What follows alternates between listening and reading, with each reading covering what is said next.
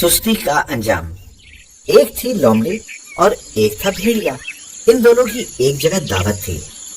دعوت شروع ہونے سے کچھ دیر پہلے دونوں روانہ ہو گئے۔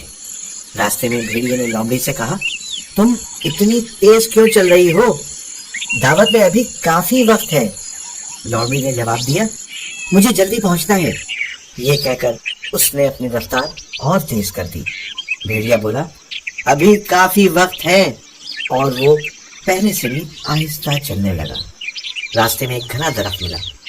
لومڑی آگے جا چکی تھی۔ بھیڑیا سبزہ اور ٹھنڈی چھاؤں دیکھ کر دل میں کہنے لگا، آہا، ایسی اچھی جگہ ہے، تھوڑی دیر یہاں آرام کرنا چاہیے، دعوت میں ابھی کافی وقت پڑا ہے۔ کچھ دیر آرام کرنے کے بعد وہ پھر روانہ ہو گیا۔ ابھی تھوڑی دور ہی گیا ہوگا کہ اسے ایک اور بھیڑیا مل گیا۔ اس نے سوچا، دعوت میں ابھی کافی وقت ہے، لاؤ اس سے دو چار باتیں کرتا چلوں۔ ہنسی مذاق اور باتوں باتوں میں کافی وقت لگ گیا۔ آگے چل کر اسے ایک چشمہ ملا۔ تھوڑی دیر اس کے کنارے آرام کیا، پھر ایک اور بھیڑیے سے باتیں کرنے بیٹھ گیا۔ وہاں سے چلا تو دل میں کہنے لگا، اب ذرا جلدی چلنا چاہیے، کہیں دیر نہ ہو جائے۔ یہ سوچ کر تیز دوڑنے لگا۔